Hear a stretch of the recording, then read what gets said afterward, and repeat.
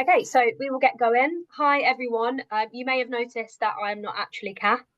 My name is Olivia, and I'm going to be taking you through the webinar today with Stanton from Oasis Academy South Bank. Kath is not feeling very well today, so you've just got me instead. And we're going to be touching on the same points as well. So just to kind of run through what it is that we are doing today. So we're just going to go through a little bit of an introduction to what UpLearn actually is, for those of you who aren't currently using the platform or are not familiar with it. We're also going to be hearing a teacher's perspective about how UpLearn is used from Stanton at Oasis South Bank. And then at the end, we're going to have 10-15 minutes or so to answer some questions. And then really just on that, if you guys can please put your questions into the question and answer box as we go through. We've got someone who can answer some of those questions live. We'll have time for questions at the end too. And then there'll also just be details shared, so you can reach out to the team if there's anything that's kind of missed as well. Stanton, did you want to say anything to start, or are we happy with kind of how that is? I'll just say hi everyone, and excited to talk about UpLearn. Perfect. Okay, so to just kind of jump straight in, UpLearn offers Key Stage 5 online courses across science, maths, economics, and psychology. We've been working with schools since 2016, and we're proud to work with over 600 schools and some of the UK's leading maths, such as Harris and United Learning, supporting students during independent learning and revision time and helping them to support and get their target grades. In terms of that kind of key question, and where we'll start today with that introduction, is what is UpLearn? So UpLearn was originally created as a competitor to tutoring. UpLearn essentially provides students with everything they need to learn the entirety of a course from scratch, all in one place. All of our content is exam board specific, and the main bulk of the learning is done through instructional video content with low stakes quizzes embedded within that. Alongside this instructional content, each course has 10 times as many quizzes to ensure that exam fluency, as well as past papers that are created in-house by the team with examining boards, as well as 24/7 tutor chat support. All the team are DBS checked, and all of the conversations are recorded. I think a really key thing is that all our courses are grounded in subject expertise and also in cognitive science. Think of Ebbinghaus and the forgetting curve, and it really takes those students on a personalised learning journey. I know that Stanton's going to kind of touch a little bit more on this later as well.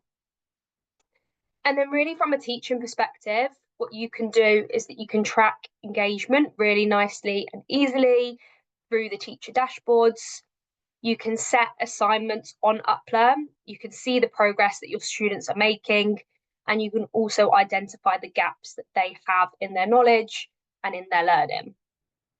UpLearn therefore really helps to maximise that progress outside of the classroom, as well as support you with providing high quality assignment setting and tracking, and essentially a resource where everything is there all in one place. Okay, so now we've kind of touched on what UpLearn is and a little bit of an introduction, just to kind of point out that improving teacher and school experiences has really been our main priority this academic year. And we're really proud of all of the new features that we've got that help both teachers and students to maximise that impact of UpLearn within the school setting. So I kind of mentioned there, you can now set sections of the course as assignment on UpLearn. So as teachers, you can monitor whether your students have completed these and track how they did and identify the gaps in their learning. We've got better than ever content. So we've got deeper biology content being kind of released and has been over the last couple of months. More videos, there's a more streamlined layout, more paper 3 content for psychology, more summaries, and there's just ongoing improvements across all of our courses too. Really just as well, it mentions there about reporting insights and diagnostics. We've had a performance tab update in the last couple of weeks. I'm sure Stanton's going to talk through a little bit on that as well. And really just ultimately making every kind of time and moment that the kids spend on UpLearn as productive as possible, and making sure that you guys as teachers are able to look at that, look at the metrics, and look at how it can inform practice as well. Just as a reminder, please, any questions that you have as we go through this, you can pop them in the chat box, and then we can kind of answer those as we go through or at the end. Okay, so just before we kind of jump into Stanton's bit next, I just kind of want to run through some terminology that's going to be used today. So I already mentioned that you can set sections on UpLearn. One section is kind of one assignment. A section is designed to teach a topic from start to finish through that mix of instructional video content, video questions, and quizzes. To complete a section, a student will need to watch all of the content, attempt all of the questions to receive that score, and that's where you'll kind of be able to see from the teacher dashboard what the students have completed. Second one there is just based on implementation recommendations. So when you join UpLearn, you're assigned a school success manager who is on hand to help and support you. With our implementation, we recommend setting 2 assignments per subject per week, which across that 2-year period, as our courses are designed, takes students up to that course completion. It just means that additional learning is possible for students, but this kind of regular structure and rhythm just means that they're focused and we can kind of embed good practice within the school setting as well. Okay, so next up really is just to introduce you guys to Stanton and Oasis Academy South Bank. Just for a little bit of context, they've been working with us for the past 4 years across all 6 departments in the 6th form. So just as a reminder, that's the 3 sciences, maths, economics, and psychology. They have 320 active UpLearn licenses, and they've already set so far this academic year a whopping 521 assignments. So with no further ado, I will pass you over to Stanton, and then just as a reminder, any questions that you've got, please pop them in the chat box as well.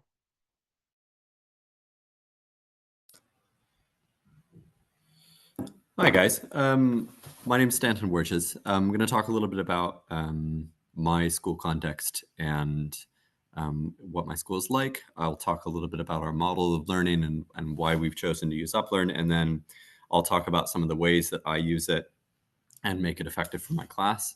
So some context about our school is that we're a pretty small central London school that's part of the Oasis Community Learning Trust. We have 120 students in a year group in our lower school, and then in our 6th form, which is where we use UpLearn, we have 60 students per year group. School opened in 2013, but the 6th form has only been open since 2018. We have a very high percentage of students on free school meals, but we do get good progress with our students both in the lower school and in the 6th form. We work really, really, really hard, and we're proud of our students' results, but we're constantly looking for ways to improve our offer for students across the entire school. And UpLearn is one of the tools that we've been using increasingly in all subjects that it's offered at A level. Can we go to the next slide? Thank you. This is a simplified model of learning and cognition that you may have seen before. But I wanted to start with this because this helps ground kind of what everything else that I'm going to talk about. And this is where our decision-making around curriculum tools and pedagogy comes from. So this is a simplified model of Willingham's sort of model of learning and cognition. The idea being that learning is a change in memory. We form memories when we think about things, and that we're trying to move knowledge from students' working memory into their long-term memory, while acknowledging that students will forget over time and will have to recall things, and that by recalling things, we strengthen that memory. If you're using UpLearn in a school setting, you're either using it one of 2 different ways. You're either using it in the school building physically, either during some sort of independent study or supervised study, potentially in a classroom, or you're setting UpLearn as independent homework assignments. We pretty much exclusively use UpLearn for homework. And one of the big barriers for effective homework in general, in terms of this model, is this environment thing. The idea being that students are only thinking about what they're paying attention to, and that when we're in the classroom, our job as a teacher is to limit their attention and focus the attention onto the thing that we want them to be thinking about. Obviously, when students are at home and doing homework, that's impossible to control. We have no control over their environment. Their environments may be really calm, or they might be really, really chaotic. And so that's one of the reasons why UpLearn for us is a really effective tool. One, because it's built on this model of learning and memory, this idea that that students need to be regularly shown content that they have previously reviewed, that there's this sort of built-in decay factor on the UpLearn that accounts for this and shows them things that they've revised previously, things that they think that they've mastered, but actually need to keep reviewing and keep in their memory. While at the same time, by use of videos with embedded questions, it does as good a job as a piece of homework can do at controlling, focusing, and limiting student attention. And I found that the videos in particular are really, really effectively designed to not have a lot of extraneous detail or unnecessary sort of flashy illustration or information, but instead to really limit and focus student attention on the thing that they need to be thinking about. We go to the next slide. In terms of like thinking about how we use UpLearn, what sort of gap it fills in our model of curriculum.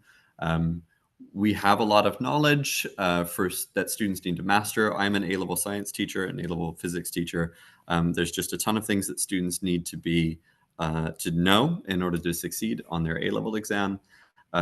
We do a lot of knowledge recall practice in lessons and outside of lessons, so that base of factual recall is there. And then we do a lot of exam question practice and higher order thinking practice, guided practice, synoptic question practice when students are in front of us in lesson. But what UpLearn does really effectively is it knits the discrete knowledge chunks together into a coherent story of the subject. And what I found in the last couple of years of using UpLearn really intensively to support my students in lesson is that it has raised the floor for their baseline knowledge, and it also has raised the floor of sort of the lowest attaining students in my classroom. That by using UpLearn really intensely and really regularly, there aren't huge pervasive gaps in my students' knowledge. Instead, everybody has this really secure foundation that we can then build on in class. And so that's the job that it's doing for us in lesson. It's why we've sort of woven it into our curriculum. To talk now about sort of how we use UpLearn in lessons and some of the ways that I've adapted the platform to support what we're doing. The first thing to say is that since the assignments tool has been out, I've used it really intensely. So I've assigned assignments, sections to my students from now until the end of the year in year 12 and year 13, assigning sections aligned to our scheme of work. You can assign assignments as far in advance as you'd like. And so I just sat down over a weekend and assigned all of the assignments.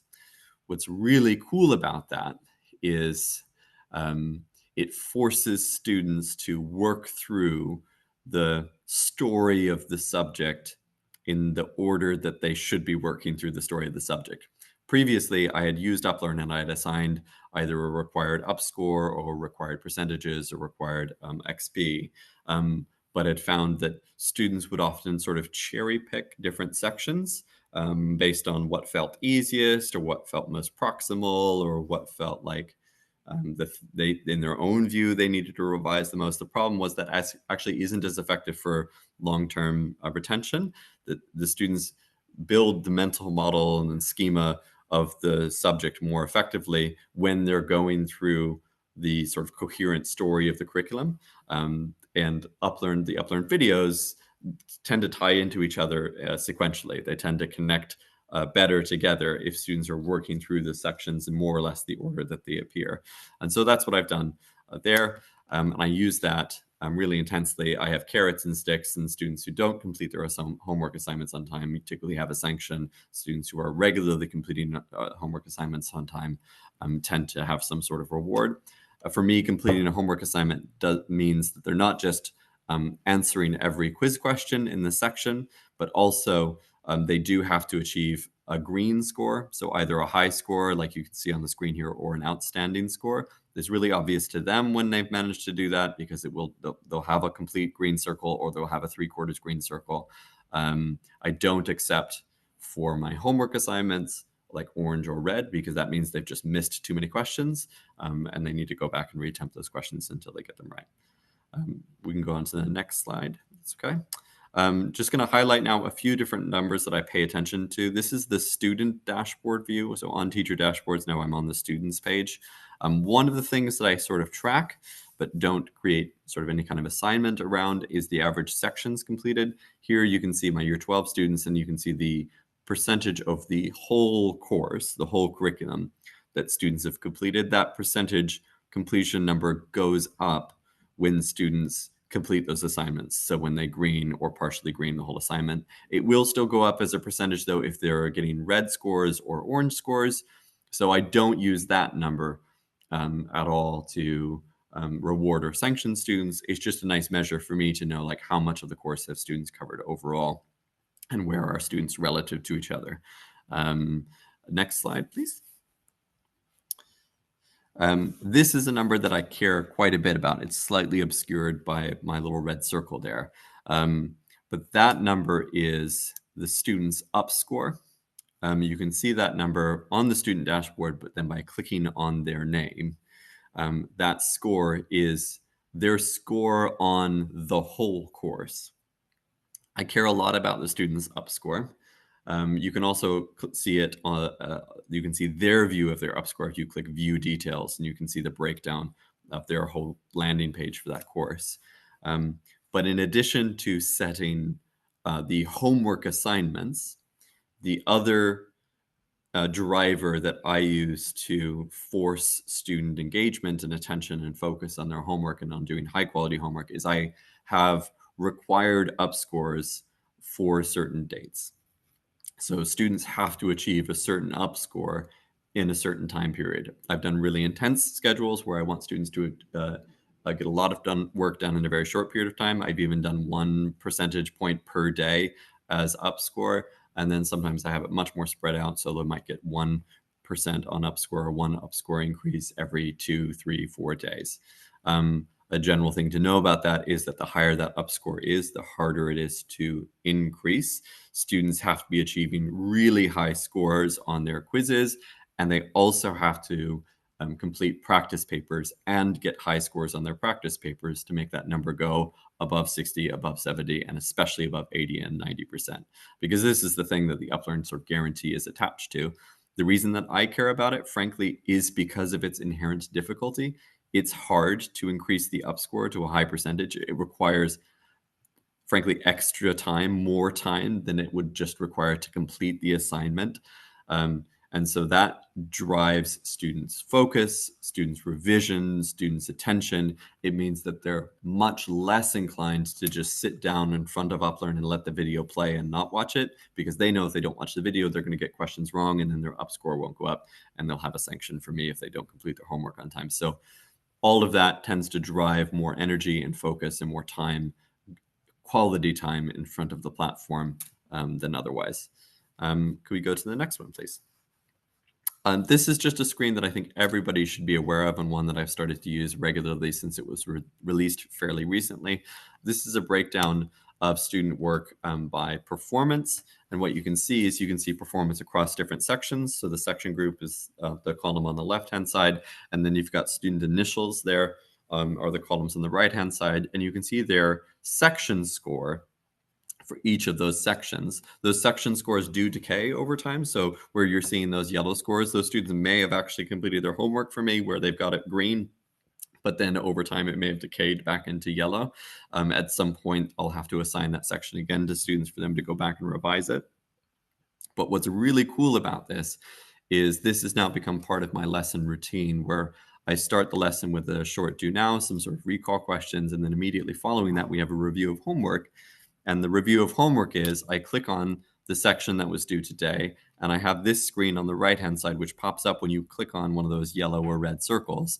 And what you can see is for a specific student, any mistakes that they've made. What's cool about those mistakes is those are questions where the student has never got the question correct. So usually this is a question where students have had multiple chances to get it right and are still getting it wrong. That does a couple of things for me. One, it's a really cool way of highlighting common misconceptions, wrong ideas, and then correcting them really quickly in class. That's an amazing, very powerful tool that UpLearn just makes very easy for you to access. The other thing that it does for me is really motivational. It communicates really, really clearly to the students that actually I am watching what they're doing. I do care about the questions they're inputting. I do care whether they're getting it right or wrong. And it also, there's this public, if you have a good culture in a small class, there's this really fun culture of like playful shaming of like no student really wants to be the student who's having their wrong answer showed up on the board, but it's actually like, no, we all make mistakes, it's fine. But also let's not be the one tomorrow who's making these mistakes and saying the same thing wrong over and over again. Oh, come on, how come you didn't? And this is really cool. Like, no, this matters. Every little question matters. Every little small thing matters. And it builds an energy and a momentum towards excellence on this platform, just by saying like, no, every day I'm going to have some of these questions up and we're going to look at your mistakes and we're going to care about it. So we're going to try and do it better every time. And so again, all of those routines tend to drive students towards quality effort, which is what the whole sort of picture of my approach is. We want to put more quality time on platform and eliminate incentives for students to do it mindlessly, without thought, without attention. And I think that's all of my slides. I can't remember it. Yeah, okay. I think that's all I have in terms of my approach to using UpLearn, but I would love to answer some questions if anyone has any. Thank you so much, Stanton. It's amazing to kind of hear your thoughts and just kind of how UpLearn's used in action. Some great stuff that we touched on there.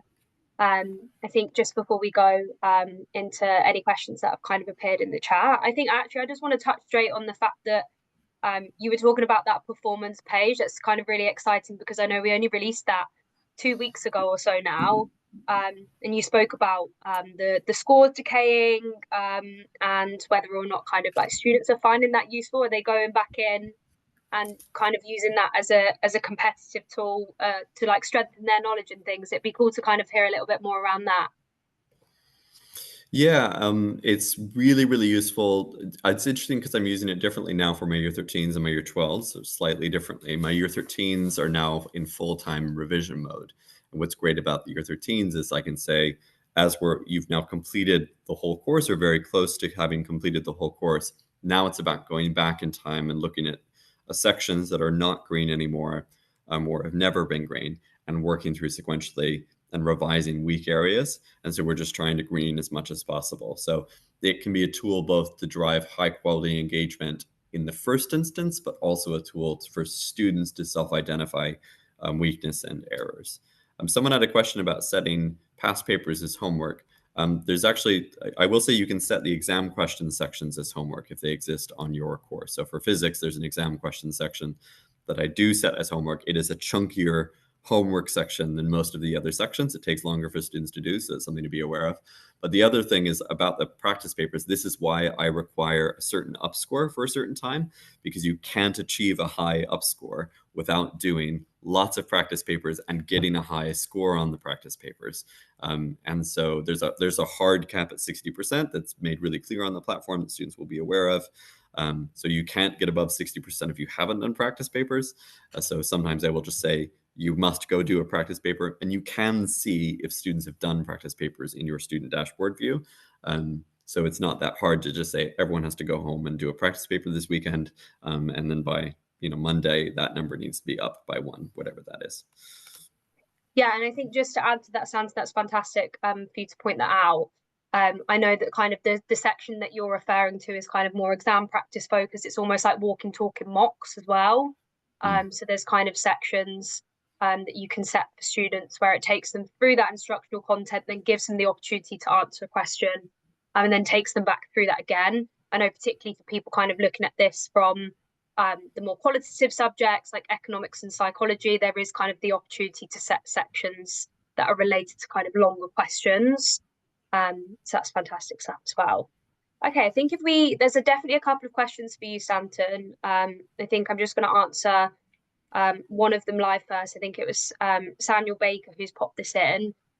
Do you expect the students to use this as flipped learning or study it alongside your lesson? I think from my perspective there, and just to make really clear that all the learning on UpLearn is sequenced. So there's a really nice toggle tool that takes students through 12 or 13 content. In terms of like how implementation will look for you, of course, you could use that as a flipped learning tool if you wanted to, or you could do both.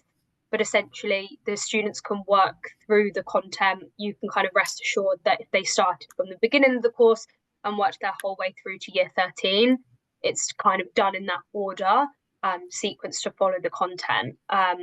So yeah, that's that one. I think in terms of other questions, there was definitely another one for you here, Stanton, that I'm just going to find through. It was another one from Sam, actually, which I'll read out again. Are you sticking to the 2 recommended assignments a week, or do you do more? I think I might struggle to do the resetting of topics due to the amount of content already being set. Advice would be appreciated. We're going to answer that one live, Stanton, if that's okay, because I think that's something that other people would want to know as well. Yeah, I set a ton of homework, and your mileage may vary in terms of what your scheme of work looks like and how you want to use the platform.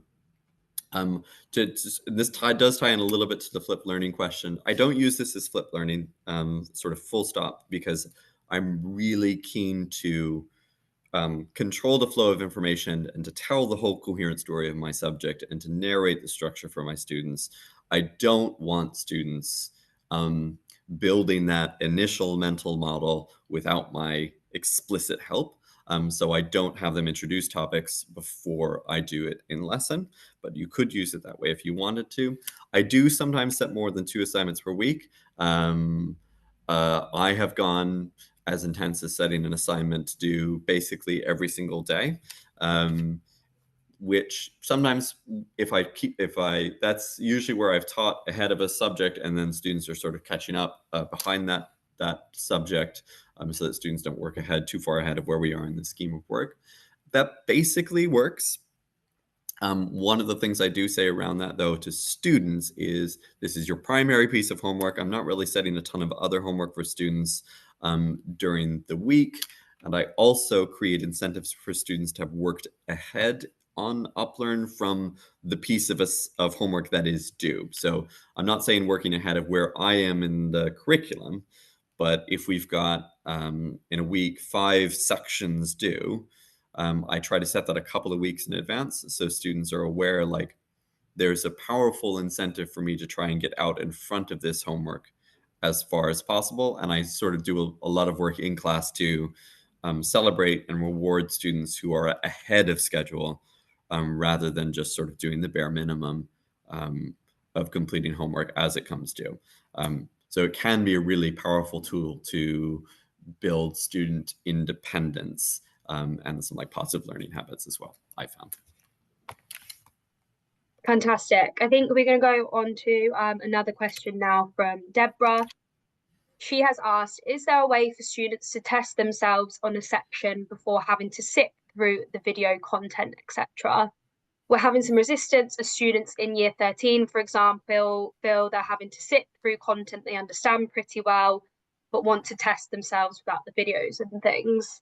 I think from my perspective, we've got pre-section quizzes, which means your year 13s are able to essentially skip the content that they're really that they're really strong on. There's also loads of work going on and has been going on to make this better. I think really kind of one of the important things about Upland as well is that intuitive algorithm that identifies those gaps for those students within their learning. So it should be less frustrating for the students. They should be able to kind of skip those videos that they don't need to essentially watch again. So hopefully that's kind of clear with that one as well. Stanton, I don't know if you had any extra thoughts on that. Yeah, a couple things about that. One, when I heard this most from students when I first started using Uplearn intensively. So setting some work on Uplearn kind of on a daily basis. The subsection quizzes do let students test out of section knowledge in a section.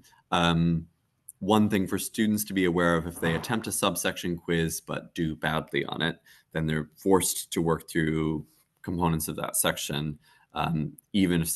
So what often happened with my students is they was sort of like half-heartedly click into a subsection quiz and then click away onto the internet.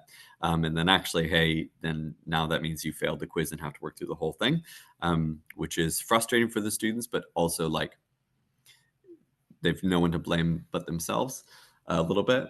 The other thing about that is that I've sort of learned from using this is that students are pretty bad judges of their own strengths and weaknesses. That students self-report that they know subjects really, really well, to say, oh, I don't need to watch this thing on Moments. We did that in year 12, sir. I've got that. Why am I having to watch this video?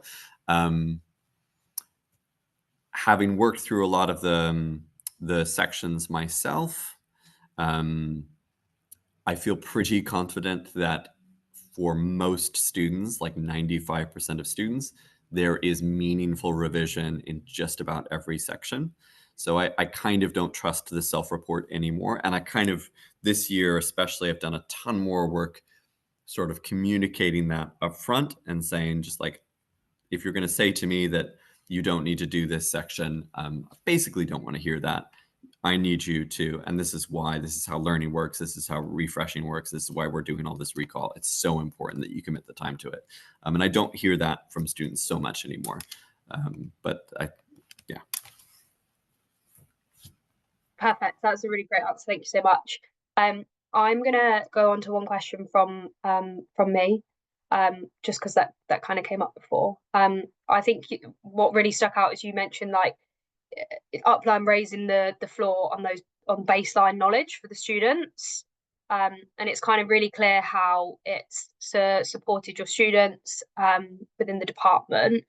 I'm wondering from like your perspective as a teacher, how you kind of feel that Upland supports you and your team in day-to-day practices, and kind of what impact that's had on teacher workload and things like that. Yeah, it's a very reliably high quality form of daily practice. So nothing that I have ever set as daily practice for students is consistently as good. And by good, I mean requiring deliberate thought and practice from students as Uplearn. I don't do nearly as much, for example, setting of exam questions for students to complete as homework. I used to set hundreds and hundreds of exam questions in a year for students to complete on their own. They would go away, they'd theoretically do the questions, they would self-assess them then later in green pen, and they'd come back, and then their exam results wouldn't be so good. And I would sit and I'd think, why, if they've done all of those past papers, how are they still not getting it? And the answer is because they've been doing these questions in very uncontrolled environments. I have no idea really about whether they have understood how to answer the question or have simply found the right answer and are producing a facsimile of learning. So now what I do a ton more of is modeling for students in lesson. I do a ton more guided practice in lesson. I reserve much more of my lesson time for really high quality, really high impact exam question practice, difficult question modeling, and I do much less reteaching and knowledge practice in lesson than I used to. I still do reteach topics. I still do knowledge recall practice in lessons and questioning, but I get to use more of my time doing the thing that only I can do, which is provide expert guidance on really, really difficult, demanding questions. Yeah. Yeah, and I think Someone that's else? perfect. Yeah. Oh, sorry, I was going to say that's perfect, and I think you know what we really hope that Upland does as well. It's not taken away from your teaching practice. It's there to kind of support and consolidate, exactly like you say, that you carry on teaching as normal, and that Upland kind of helps fill in those gaps and strengthen the students' knowledge outside of the classroom. So that's fantastic. Had you spotted another question that you wanted to answer, Stanton? I did. I clicked the answer live button. I'm just trying to find that one. Someone said, how do I incentivize students? Which I'd love to answer. This is very, very much a context dependent answer because it depends on the structure of your school. It depends on whether you have any external sanction reward systems in your sixth form, if you're using this with sixth form, or maybe you're using the GCSE chemistry uplearn course where sanction and rewards are slightly more common. In my sixth form, we do have a form of detention sanction for students in the sixth form. We call it compulsory study. It is effectively a detention functionally, where students who don't complete their homework are required to stay in a study hall after school, and students who do complete their homework are allowed to leave a little bit earlier. So I use that a ton. I also have some Excel-based trackers where I track their up score and I track homework completions. I color code students who are sort of ahead of where they're supposed to be in the course. They get to be blue. Students who are right on target are green, and students who are behind are red. I do a lot of parent calls. I do a lot of parent meetings. This is probably, aside from like planning and delivering high quality lessons, this is the other part of my A-level teaching where I sink the most work and find the most value putting in teacher effort, is in motivating students. But I use all the tools that are at my disposal. I've bought suites before for students who read a particular target. I've gotten gift cards for students who get different targets. When students get to 90% on Uplearn, I play like a big fanfare, music fanfare as they enter the classroom, and I've got like a little laurel wreath that I put on their heads as they come in. I make that a really big deal for them. So there's lots and lots and lots of different bits and bobs that I do, and that's your expertise and your knowledge of your students in your classroom context is much more relevant than mine, because it will depend on what you can do in your school. But that's some of the things that I do.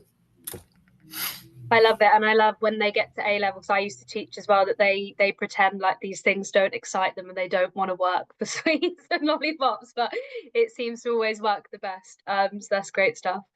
I'm going to answer a question from Gavin. He said, is it possible to see the content or questions prior to setting an assignment?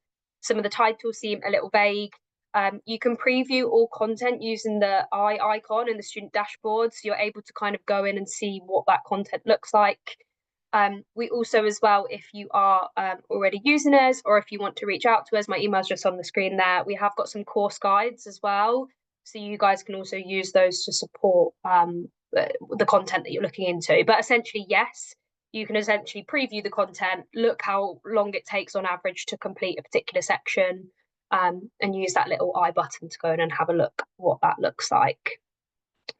Okay, I think we've probably got a couple more minutes to just see if there's any other questions that we're keen to have answered here.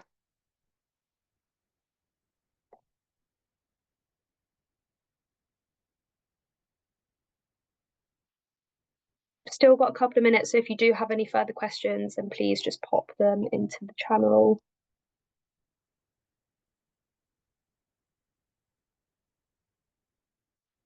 I think quite a few of them have been answered here.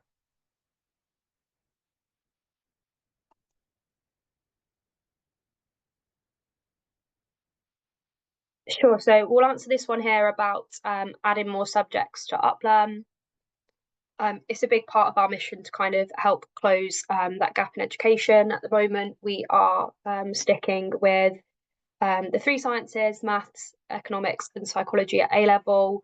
We would love to have all course offerings across all of the subjects and exam boards, and then kind of jumps off the back of someone's asked a question about GCSE here as well. We have got GCSE chemistry live at the moment. And then kind of next steps is the physics and the maths courses. Physics and the biology. Don't get too excited there, everyone. Make that mistake. The sciences at GCSE, and that's kind of the next venture there as well. Okay, so I think really a couple of minutes left now. Stanton, was there any other questions that you kind of noticed that you wanted to answer there at all? Yeah, I think I didn't see anything else that we haven't answered together. But yeah, it's I just want to say it's a really useful tool and I like it a lot. It sounds really insincere. UpLearn don't pay me and haven't paid me to come and talk about it. But I'm happy to talk about it as a tool because it's the most effective single tool that I have ever used with a classroom in terms of immediate measurable impact on student knowledge and student results. Like any tool, one of the reasons why I'm really confident about its quality is it isn't a silver bullet. It doesn't just make your students' results better because you've turned it on and have assigned it to students.